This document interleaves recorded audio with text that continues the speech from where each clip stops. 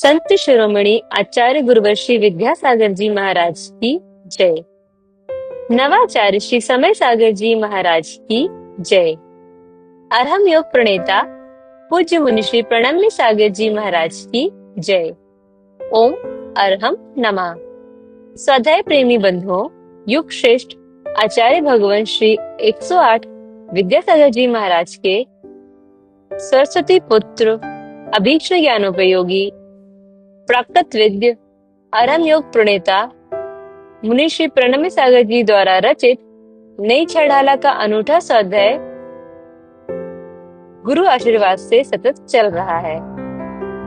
हम आशा करते हैं कि ग्राफिक्स और एनिमेशन के साथ आप सभी को यह स्वाध्याय और इसमें दिया गया विषय अच्छे से समझ में आ रहा होगा।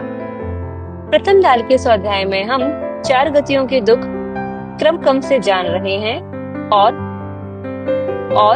उत्तम श्रावक कुल में एक स्वस्थ शरीर के साथ जन्म की दुर्लभता और इसे सार्थक कैसे बनाए को भी समझ रहे हैं। 3 लोक में 4 हैं, मंगल शरण व श्रेष्ठ, अरहत सिद्ध व साधुगण, धर्म जैन जग ज्येष्ठ। तीर्थंकर जिन देव की, जिन वाणी को ध्याय, सर्वधर्म संक्षेप से कहूँ चित्त हुलसाय। अनंत अनंत सिद्ध परमेष्ठी भगवान की, देवादिदेव आदिम तीर्थंकर श्री ऋषभनाथ भगवान की, वर्तमान शासन नायक श्री वर्धमान महावीर भगवान की, परम पूज्य आचार्य गुरुवर श्री विद्यासागर जी महाराज की, आचार्य श्री समय सागर जी महाराज की। जन्म मरण जो होय निरंतर, कहें क्षुद्र भव संज्ञा जिनवर।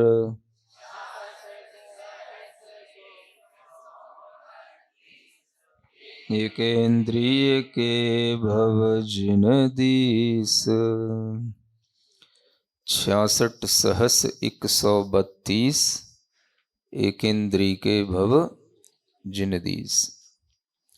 जिनेन्द्र भगवान के द्वारा यह क्षुद्र भवों का ज्ञान किया गया और वही ज्ञान यहाँ पर जिनवाणी के माध्यम से हमको प्राप्त हुआ। जो एक इंद्रिय जीव होते हैं उनके सभी क्षुद्र भवों की संख्या यह 66,132 कही गई। इन जीवों में पृथ्वी का एक, जल का एक, अग्नि का एक, वायु का एक और वनस्पति का एक जीव, सभी के क्षुद्र भवों की संख्या समाहित है। हम इन पृथ्वी का एक आदि इन सभी के अलग अलग क्षुद्र भवों की संख्या भी इसी के माध्यम से समझ सकते हैं। जब पृथ्वी का एक के 2 भेद किए तो वह बादर और सूक्ष्म थे। ऐसे ही जल का एक के 2 भेद हुए, अग्नि के भी हुए और वायु के भी हुए। ये 8 भेद ये हो गए। वनस्पति के जब भेद करते हैं तो साधारण और प्रत्येक के भेद से हुए। तो साधारण को भी हमने 2 भेदों में रखा, सूक्ष्म और बादर। यद्यपि उससे पहले निगोद के भी 2 भेद हो गए हैं, लेकिन अभी हम यहाँ पर जो बता रहे हैं तो उसमें साधारण के 2 भेद लेना। तो ये कितने हो गए? 10। और एक भेद प्रत्येक वनस्पति का लेना, तो ये हो गए सभी टोटल 11। सुन रहे हैं ना? ये सभी 11 प्रकार के जो भेद हैं, इन सभी के अपने अपने क्षुद्र भवों की जो संख्या है वह 6012 ये आगम में बताइए। कितनी? 6012 सभी की अपनी अपनी। तो इसका मतलब ये हुआ कि कोई भी जीव अगर बादर पृथ्वी कायिक जीवों में निरंतर क्षुद्र भव ग्रहण करता है तो उसके क्षुद्र भवों की संख्या कितनी होगी? 6012। सूक्ष्म पृथ्वी कायकों में निरंतर क्षुद्र भव लेता है तो उसकी संख्या भी 6012। बादर जल कायकों में निरंतर इसी लब्धि अपर्याप्तक अवस्था के साथ रह करके जीता है तो उसकी भी संख्या 6012। अब तक तो आपको ये समझ आ ही गया होगा कि लब्धि अपर्याप्तक जीव कहो या क्षुद्र भव वाला जीव कहो या अपर्याप्तक जीव कहो, वह कहते ही आपके दिमाग में श्वास का 18वां भाग रूप से उसकी आयु आ जानी चाहिए। समझ पा रहे हैं? तो लब्धि अपर्याप्तक जीव की यह आयु है श्वास का 18वां भाग। ये आपने कल अच्छे ढंग से सुन लिया है, समझ लिया है। तो यह लब्धि अपर्याप्तक जीवों की जो अपर्याप्त दशा है, इस अपर्याप्त दशा में यह श्वास का 18वां भाग आयु होती है और यह आयु जो भी अपर्याप्तक जीव होंगे उनकी होगी। तो अभी यहां पर हम एक इंद्री की बात कर रहे हैं। तो एक इंद्री के यह जो 66,132 भव होते हैं, ये सभी इन भेदों के मिलाकर के होते हैं। यानी पृथ्वी कायिक में बादर के 6012 भेद होंगे, सूक्ष्म के 6012 होंगे, जल के भी बादर के 6012 भेद होंगे और सूक्ष्म जल कायिक के भी 6012। ऐसे करके हम 8 भेद तो पृथ्वी जल अग्नि और वायु के बना लिए और साधारण वनस्पति के भी 2 भेद उसमें मिला लिए तो 10 हो गए और एक प्रत्येक वनस्पति का भेद मिला लिया तो 11 हो गए। और 6012 को आप 11 से गुणा करेंगे तो 66,132 आ जाएगा, जो यहां लिखा हुआ है 66,132। तो एक इंद्री के ये टोटल हैं 66,132 भव। लेकिन जब उनको हम अलग अलग देखेंगे तो एक एक पर्याय में भी वह अलग अलग जीव बादर या सूक्ष्म अधिकतम इतने जन्म मरण कर सकता है।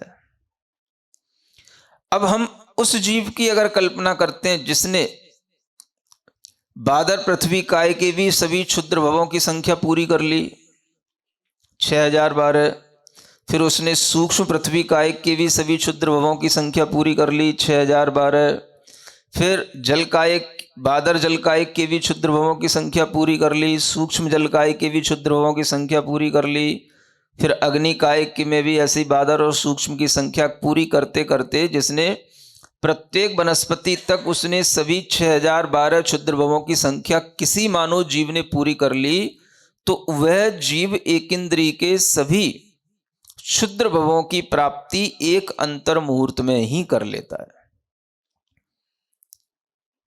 इन सब की प्राप्ति भी कितने महीने और दिन नहीं लगते इतना जन्म लेने में। क्या सुन रहे हो? क्योंकि सभी जन्म श्वास के 18वें भाग की गिनती में आएंगे।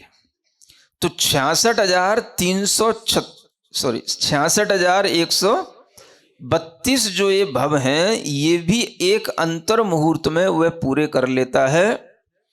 और श्वास का 18वां भाग भी एक अंतर मुहूर्त कहलाता है और 66,132 भवों की पूर्ति भी एक अंतर मुहूर्त में हो जाएगी। ये तो भी एक इंद्री के हैं, आगे और भी सब अंतर मुहूर्त में ही पूर्ण हो जाते हैं।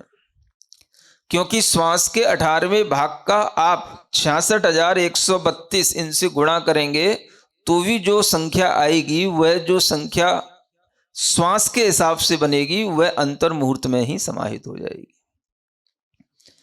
तो यह एक अंतर मुहूर्त में एक इंद्रिय जीव अगर लगातार क्षुद्र भव लेता है तो वह इतने ही ले सकता है।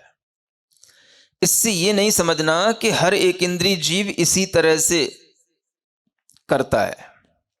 हर एक इंद्रिय जीव नियम से पृथ्वी कायिक के 6012 जन्म लेगा, बादर में, फिर सूक्ष्म में, ऐसा नियम नहीं है। अगर कोई जीव अधिकतम लगातार लब्धि अपर्याप्तक अवस्था में रहता है तो बादर पृथ्वी कायिक अवस्था में लगातार कितनी बार जन्म लेकर के रह सकता है? तो वह 6012 बार ही रहेगा, फिर उसका चेंज हो जाएगा कोई ना कोई पर्याय। एक इंद्री में तो बहुत काल तक बना रहेगा, अनंत काल तक भी बना रहेगा, लेकिन उसकी ये क्रमबद्धता जो है वो कहीं ना कहीं परिवर्तित हो जाएगी। ये तो सब अंतर्मूर्त में ही पूरा हो गया, फिर इसके बाद क्या करेगा तुम सोचोगे? तो क्या एक इंद्री के बाद वो दो इंद्री बन जाएगा? ऐसा नहीं। वह एक इंद्री जीव में भी ये क्षुद्र भवों की संख्या लगातार किसी किसी जीव की पूरी हो सकती है। अगर हो तो उसमें अंतर्मुहूर्त का ही समय लगता है, ये कहने का तात्पर्य है।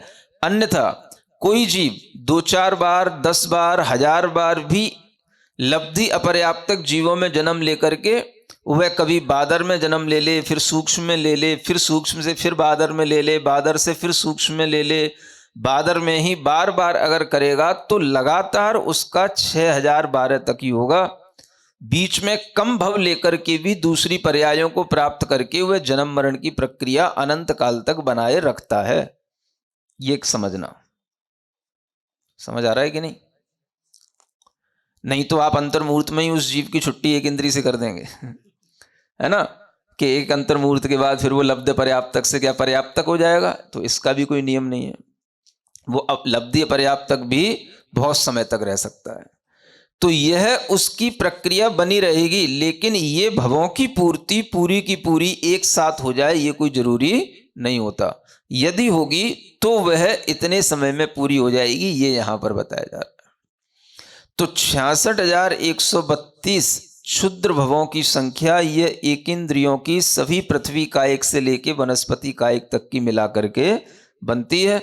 और सबकी अपने अपने भवों की संख्या जो 6012 बताई वह 11 भेदों के साथ में जब हम उसको गुणा कर देते हैं तो इस तरह से सामने आ जाती है। आ गया समझ में?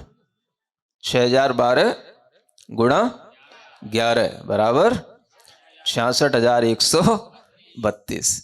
यह एक इंद्री में निरंतर क्षुद्र भव ग्रहण करने की संख्या है, निरंतर, है ना, बिना किसी और दूसरी पर्याय का ब्रेक लिए हुए। ये निरंतर अगर करेगा तो अधिक से अधिक जीव इतना ही कर सकेगा, इससे ज्यादा नहीं करेगा। तो यह एक इंद्रिय जीवों की बात यहां पर इस तरह से पूर्ण होती है। अब हम आगे का छंद पढ़ते हैं। सिद्ध जीव से गुणे अनंत,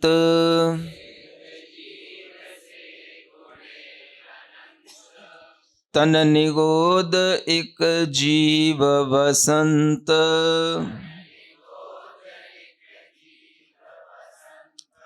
हीरा दुर्लभ बालु समुद्र,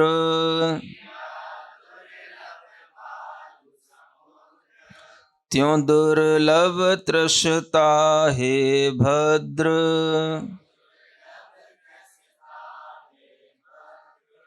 अब क्या कहते हैं? सिद्ध जीव से गुणे अनंत, तन निगोद एक जीव बसंत, है ना। बसंत माने, हाँ, बसंत ऋतु नहीं है बसंत माने बसता है, रहता है ना। क्या रहता है? एक निगोद जीव में कितने जीव रहते हैं ये यहां बताया जा रहा है।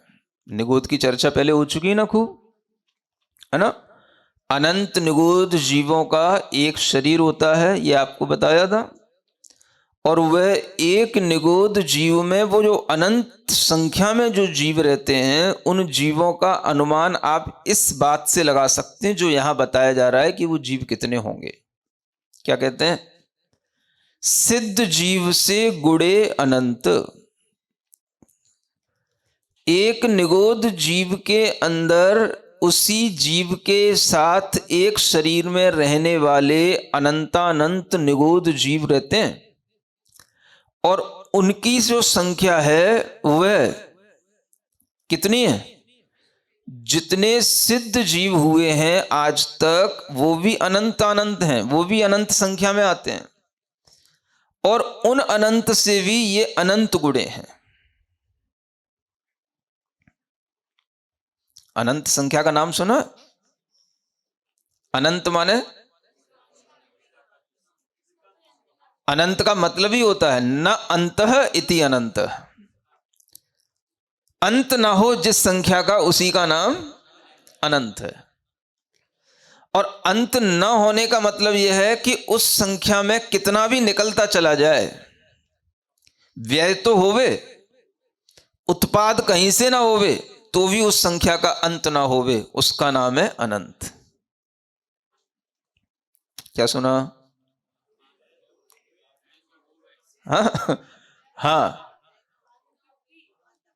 वो निकल तो रहा है उसमें से, है ना, गो आउट हो रहा है, इनकमिंग नहीं हो रही है, लेकिन वह अपनी इंफिनिटी को बनाए रखे हुए है। अनंत काल से यह प्रोसेस चली आ रही है, तो भी उस संख्या में एक मात्र भी, एक अंक की भी कमी नहीं होने का नाम अनंत होता है। तो अपना दिमाग खोलना पड़ेगा। खोलने का मतलब किसी, हाँ, खोपड़ी को खुलवाने के लिए किसी डॉक्टर के पास नहीं जाना, कि अनंत का मतलब क्या होता है। जो हमने सोच रखा है, जो हमें मैथ में पढ़ाया जाता है, उस सबको एक तरफ रख करके इस अनंत को समझोगे तब कुछ समझ में आएगा। जैन दर्शन में अनंत भी तीन तरह का बताया गया, एक परीतानंत, एक युक्तानंत और एक अनंतानंत। अनंत के कितने भेद? हाँ, अनंत भी तीन तरह का, एक परीतानंत, एक युक्तानंत और एक अनंतानंत। और एक एक ये अनंत भी तीन तरह के। परीतानंत के भी जघन्य मध्यम उत्कृष्ट भेद होते हैं, युक्तानंत के भी जघन्य मध्यम उत्कृष्ट भेद होते हैं, और अनंतानंत के भी जघन्य मध्यम और उत्कृष्ट भेद होते हैं। इतना बड़ा अनंत होता है। और इस सारे अनंत को हम एक सिंपल अनंत से बोल देते हैं, भाई ये अनंत है। तो अनंतानंत भी अनंत कहलाता है, परीतानंत भी अनंत कहलाता है, युक्तानंत भी अनंत कहलाता है। और अनंतानंत के भी जघन्य भेद में भी अनंत ही बोला जाएगा, मध्यम को भी अनंत बोला जाएगा और उत्कृष्ट को भी अनंत बोला जाएगा। तो एक अनंत कौन से अनंत को बिलोंग कर रहा है, ये भी हमें शास्त्रों से ही ज्ञान लेना पड़ता है। यहां पर अपना ज्ञान नहीं चलता। क्या सुन रहे हो? अपने दिमाग का तो कोई काम है ही नहीं। अनंत को जानना, अनंत को समझना, ये तो जो कहा गया है सर्वज्ञ की वाणी में, जो बताया गया है, उसी के अनुसार हमें ये सब गणित लगाना पड़ेगा। तो ना तो हम सिद्धों का अनंत जानते, ना तो हम निगोद जीवों का अनंत जानते, लेकिन उनमें भी कंपेयर करके बताया गया। दोनों अनंत एक समान नहीं है। अनंत कहने से सब एक समान अनंत नहीं हो जाते, अनंत में भी अंतर है। जब कोई उसका अंत ही नहीं है, उसका कोई पार ही नहीं है, तो फिर हम कैसे कह सकेंगे ये अनंत इससे बड़ा है, ये अनंत इससे छोटा है। अपने दिमाग में क्वेश्चन आएगा, लेकिन सारे क्वेश्चन शांत करके बैठना पड़ेगा, ये सुनना पड़ेगा। जहां पर हमारी बुद्धि नहीं चलती है, वहां से जो बताना शुरू करते हैं उसी का नाम सर्वज्ञ ज्ञान होता है। और जहां हमारी बुद्धि नहीं चलती है और हमें नहीं चलानी चाहिए, उसी वाणी का नाम जिनवाणी कहलाता है। अब यहां आपकी बुद्धि काम नहीं करेगी, आपकी बुद्धि केवल संख्यात और थोड़ी असंख्यात तक काम कर जाए, यही बहुत बड़ी है। आपकी बुद्धि असंख्यात में ही फेल हो जाएगी। अगर आप जैन दर्शन के अनुसार असंख्यात को समझेंगे कभी, वो अभी यहाँ टॉपिक नहीं उसको समझाने का, अगर आप असंख्यात को समझेंगे तो आपकी बुद्धि वहीं फेल हो जाएगी। कितना बड़ा गड्ढा बनाना उस असंख्यात को समझाने के लिए, और उसमें कितने रोम छिद्र भरना, और फिर कैसे एक एक वर्ष के बाद में उसको निकालना। इस तरह की जो एक गणित बताई गई है, इसमें ही तुम्हारा दिमाग काम करना बंद कर देगा, अनंत तक तो पहुंचेगा ही नहीं। समझ में आ रहा है ना? इसलिए जिन्हें अनंत का, असंख्यात का ज्ञान करना हो, वे अपना दिमाग चलाना बंद करके, हाथ जोड़ करके जो कहा जा रहा है उसको एक्सेप्ट करने की पूरी भावना रखें। बस जो कहा जा रहा है इट्स ऑल राइट, बस समझ आ रहा है? हाँ, कोई डाउट नहीं, बस ठीक है, जो कहा जा रहा है वो बिल्कुल सत्य है। तो यहां पर आपका कोई क्वेश्चन अराइज नहीं हो सकता, क्योंकि आपके लिए इस ज्ञान को जानना, उसके लिए किसी भी तरह का आर्ग्यू करना, ये आपकी नॉलेज का रीच में आता ही नहीं। इसलिए यह जो कहा जा रहा है यह सिर्फ हमारे लिए सुनने योग्य है कि ऐसी भी कोई नॉलेज होती है जो अनंत को जानती है, अनंत को कंपेयर करती है, उसी को कहते हैं ओमनिशिएंट नॉलेज, सर्वज्ञ ज्ञान उसी को कहते हैं। तो यह ज्ञान हमें बता रहा है कि सिद्ध भी अनंत हैं, सिद्धों की संख्या भी अनंत है, और एक निगोद जीव के साथ रहने वाले, उसी एक शरीर में रहने वाले जीव भी अनंत हैं। लेकिन उन सिद्धों की संख्या से यह जो एक निगोद जीव के साथ रहने वाले, शरीर में रहने वाले जीव हैं, वो अनंत गुणे हैं। माने वो भी इनफाइनाइट है, ये भी इनफाइनाइट है, लेकिन ये infinite into infinite is equal to infinite. समझ में आ रहा है ना? हाँ, तो स्क्वायर है कि और कुछ क्यूब है ये अलग बात है, लेकिन ये उससे भी अनंत गुणा है, ये ध्यान रखना है। तो ये इतनी बड़ी संख्या है कि जो सिद्ध जीव हुए हैं वो अनादि से, वो भी अनंत काल बीता है, तो उस अनंत काल में अनंत सिद्ध हुए हैं। सिद्धों की संख्या अनंत है।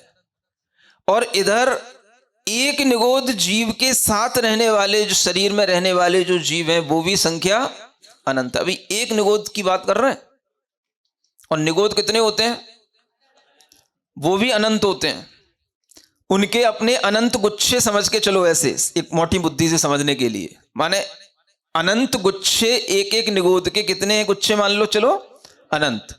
और एक गुच्छा जो अनंत का है, उस एक अनंत जीव के साथ में जो अनंत जीव रह रहे हैं, वो भी कितने हैं? सिद्धों से अनंत गुणे हैं। अब हम गणित क्या लगाते हैं? देखो, इसको कहते हैं उल्टी बुद्धि। हम क्या कहते हैं?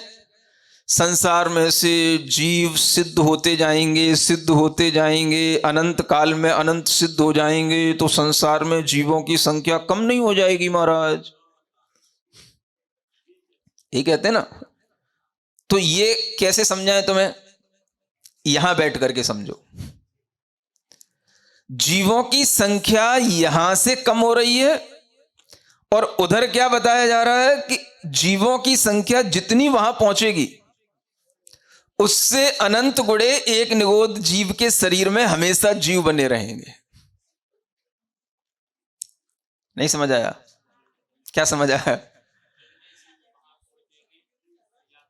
जितने जीव वहां हैं, अनंत जीव वहां हैं, उनसे अनंत गुणा जीव एक निगोद शरीर में रहते हैं। अनादि काल से अनंत काल बीत जाने पर भी एक निगोद जीव के अंदर रहने वाले अनंत जीवों की संख्या में भी एक रत्ती मात्र भी कमी नहीं आई। क्या सुन रहे हो?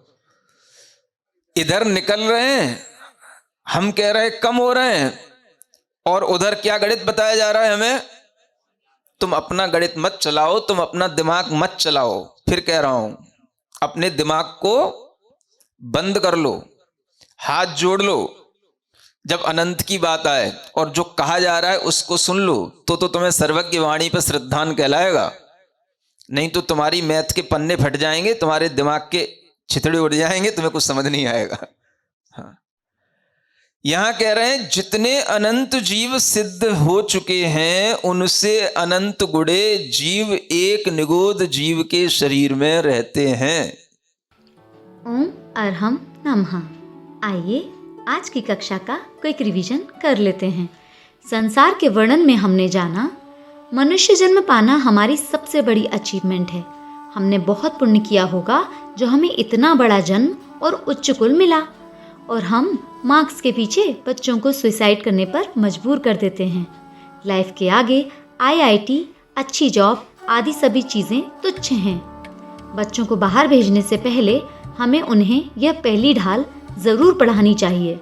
यह जैनिज़्म की बेसिक नॉलेज है।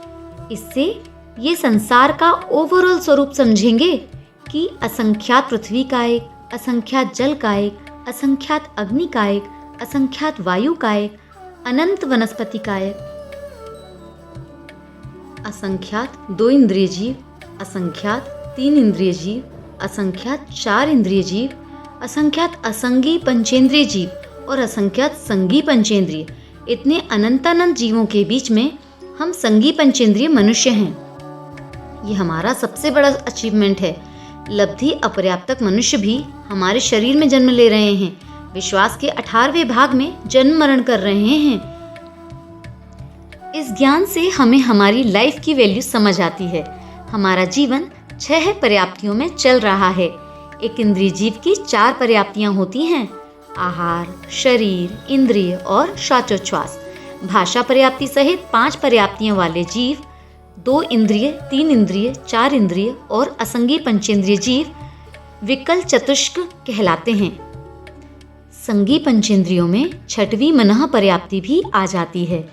लब्धि अपर्याप्तक 1 इंद्रिय जीव 4 पर्याप्तियों को, 2 इंद्रिय से लेकर असंगी पंचेंद्रिय तक के जीव 5 पर्याप्तियों को और संगी पंचेंद्रिय जीव 6 को पूर्ण करने की कोशिश करेंगे, पर पूरी एक भी नहीं कर सकेंगे। ये सभी लब्धि पर्याप्तक जीव श्वास के 18वें भाग में जन्म लेते हैं, आगामी आयु का बंद करते हैं, श्वास के 18वें भाग की अपनी आयु जीते हैं और मर भी जाते हैं। इसीलिए ये सुख से रीते अर्थात शून्य हैं। श्वास के 18वें भाग में जन्म मरण होने वाले ये भव क्षुद्र भव कहलाते हैं। क्षुद्र मतलब छोटा और भव मतलब संसार। इससे छोटा संसार और किसी जीव का नहीं होता। एक इंद्रिय जीव लगातार 66,132 बार ये जन्म ले सकते हैं। उसके बाद उन्हें नियम से कोई दूसरी पर्याय मिलेगी। यह हमें जिनेंद्र भगवान ने अपने आत्मज्ञान में देखकर बताया है। यह समय भी अंतर मुहूर्त कहलाता है। मुहूर्त 48 मिनट का होता है। एक समय से लेकर 48 मिनट के अंदर का सारा टाइम अंतर मुहूर्त कहलाता है। तो चलिए अब हम जिनवाणी स्तुति करेंगे, तत्पश्चात समय होगा आज के सवाल का।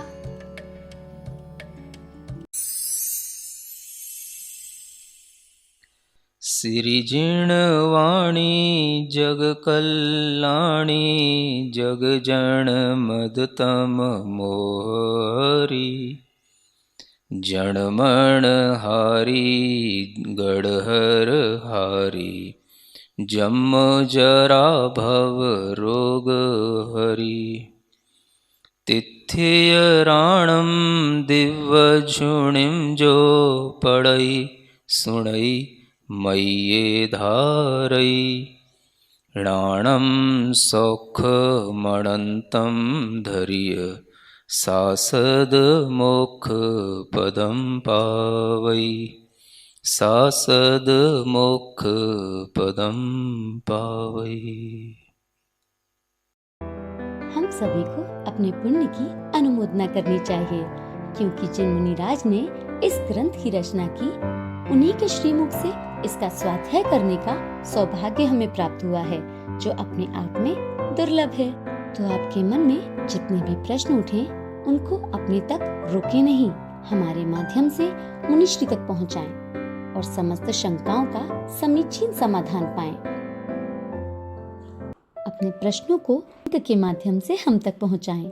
आप सभी को हर कक्षा में मिलेगा अभ्यास प्रश्न, जिसके माध्यम से आप अपने ज्ञान को प्रगाढ़ बनाएं। आज का सवाल, जिसमें पुरस्कार जीतने का सुअवसर पाएं और अपने ज्ञान को नए आयामों तक पहुंचाने के लिए स्पेशल एक्टिविटीज में पार्टिसिपेट करें, जो आपको सप्ताह में एक बार अवश्य मिलेंगी। तो देर किस बात की, आज ही अपने बच्चों को, मित्रगणों को और परिवारजनों को इससे जोड़ें। और अपना और उनका पुण्य बढ़ाएं। इस स्वाध्याय में अपनी चंचला लक्ष्मी का उपयोग करके प्रणम्य वाणी देवदूत बनने के लिए इस नंबर पर संपर्क करें 9310781008। नई छह ढाला आज का सवाल प्रतियोगिता में आप सभी का स्वागत है। एक निगोद जीव के शरीर में कितने जीव होते हैं? संख्यात, असंख्यात, अनंत या केवल एक? कक्षा 15 की सवाल का सही उत्तर है मना पर्याप्ति। आप अपना जवाब हमें कल शाम 5 बजे तक भेजें। 3 भाग्यशाली विजेताओं को मिलेंगे आकर्षक उपहार। अपना जवाब भेजने के लिए लिंक पर जाएं या क्यूआर कोड स्कैन करें। ओम अरहम नमः।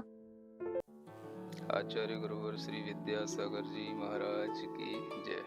सभी भव्य जीव ज्ञान के नए नए आयामों से गुजरना चाहते हैं। इन 6 ढाला के माध्यम से एक संपूर्ण जनागम का सार आप सबके लिए प्रस्तुत होता है। और 6 डाला ये नाम इसलिए दिया जाता है कि इसमें 6 अलग अलग प्रकार के छंदों से इसको गाया जाता है, पढ़ा जाता है। लोगों को कंठस्थ करने में, गुनगुनाने में और पूरे उस जनागम को अपने अंदर अवधारित करने में सरलता होती है। इसलिए इस पद्य के माध्यम से यह 6 डाला का नया विषय आप सभी के लिए दिया जा रहा है। 3 लोक में 4 हैं, मंगल शरण व श्रेष्ठ, अरहत सिद्ध व साधुगण, धर्म जैन जग ज्येष्ठ। तीर्थंकर जिन देव की, जिन वाणी को ध्याय, सार्वधर्म संक्षेप से कहूँ चित्त हुलसाय। इस नई 6 डाला में 6 अध्याय हैं। प्रथम 6 डाला के अध्याय में 4 गति के जीवों का वर्णन, पंच परावर्तन का वर्णन, जीव की प्रत्येक पर्याय में दुर्लभता के उदाहरण दिए गए हैं। प्रथम ढाल, चतुगति में हैं जीव अनंत, पंच परावर्तन नहीं अंत। 3 लोक में अति घन भरे, ज्यों डिबिया का जल को धरे। बादर सूक्ष्म भेद से जीव, 2 विध एकेंद्रिय जानीव।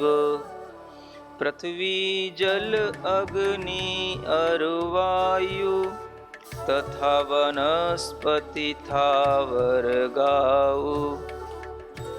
साधारण प्रत्येकहु 2, तिन निगोद साधारण होय। साधारण आहार शरीर, एक संग जनि मरणन पीर। नित्य इतर 2 भेद निगोद, सब ही पूर्ण अपूर्ण विबोध। श्वास 18 भाग ही जीते, लब्धि अपर्याप्तक सुख रीते। जन्म मरण जो होय निरंतर, कहें क्षुद्र भव संज्ञा जिनवर। 66 सहस 132, एकेंद्रिय के भव जिन 20। सिद्ध जीव से गुणे अनंत, तन निगोद 1 जीव वसंत। हीरा दुर्लभ बालु समुद्र, त्यों दुर्लभ तृषता हे भद्र। बेते 4 इंद्रिय जे जीव, विकलेंद्रिय शंखादि अतीव। अस्सी 60 और 40 तिनमें क्षुद्रक भव जिन दीस ताते पंचेन्द्रिय पर्याय दुर्लभ गुण कृतज्ञ ज्यों आय पंचेन्द्रिय के हैं 24 क्षुद्रक भव कहते जिन ईश 66 सहस्तिशत 36 सब अंतर मुहूर्त भवदीस रत्न राशि चौपात मिले ज्यों मनुज जन्म दुर्लभ पाना त्यों पुनः मनुज दुर्लभ तरु जले फिर से वे पुद्गल आ मिले देश कुलेन्द्रिय विभव निरोग पुनः पुनः दुष्कर संयोग गर्भवास निकसन दुख भूला यौवन मद में रहता फूला रोग बुढ़ापा मरड़त रोय फिर भी सुख का बीज न बोय धर्म बिना जो जीवन जीव व्यर्थ नेत्र विन वक्त्र सदीव धर्म पाय विषयन में व्यस्त चंदन दाह भस्म कर मस्त जस तस विषय विरक्ति होय मरण समाधि सुदुर्लभ जोय इस विध दुर्लभ है संज्ञान बिन विचार पशु मनुज समान कर्म और नो कर्म अखेद द्रव्य परावर्तन द्वय भेद थोड़ा बचा न कोई द्रव्य भोग न छोड़ा भव्य अभव्य जन्म मृत्यु से रहित जहान क्षेत्र बचाना तू यूं जान सभी काल के समय अतीव जना मरा है हर एक जीव प्रतिभव की हर एक आयु भव परिवर्तन कर दुख पायु उत्कट मध्यम जघन विभाव विधिबंधन का वर्तन पाव ज्यों मदिरा पी और विकार बढ़ता कर मन का त्यों भार यूं परिवर्तन हुए अनंत कारण कहूँ यथा भगवंत। दूसरे अध्याय